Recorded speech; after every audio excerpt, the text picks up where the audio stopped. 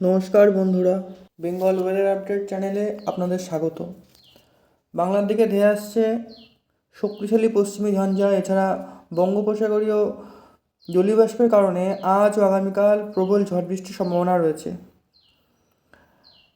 আমরা দেখতে পাচ্ছি বঙ্গোপসাগরের উপরে বেশ খানিকটা মেঘ। এছাড়া বাংলা দক্ষিণবঙ্গ, বিশেষ করে দক্ষিণবঙ্গে বসিরহাট, ক্যানিং, কলকাতা, উলুবেড়িয়া, ডায়মন্ড হারবার, হলদিয়া, কাকদ্বীপ অর্থাৎ উপকূলবর্তী এলাকাগুলিতে বেশ মেঘের পরিমাণ লক্ষ্য করা যাচ্ছে।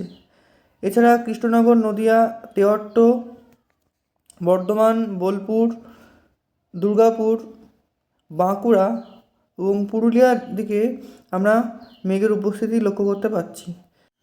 আজ দক্ষিণবঙ্গ জুড়ে ঝড় বৃষ্টির সম্ভাবনা রয়েছে। শুধুমাত্র আজ নয়, আজ ও আগামীকাল এই দুদিন ঝড় বৃষ্টির সম্ভাবনা।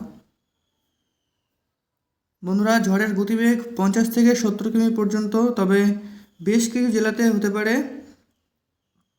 সবথেকে সম্ভাবনা বেশি রয়েছে পুরুলিয়া, বাঁকুড়া, বীরভূম, বর্ধমান, মুর্শিদাবাদ এবং হাওড়া, হুগলি। উত্তর ও দক্ষিণবঙ্গে বিক্ষিপ্ত বৃষ্টি ও ভারী ও অতি ভারী বৃষ্টি উত্তরবঙ্গেও হতে পারে। দক্ষিণবঙ্গের একাধিক জেলায় বিকাল ও সন্ধ্যার দিকে শিলাবৃষ্টি ও ঝোড়ো হাওয়া দেখা দিতে পারে।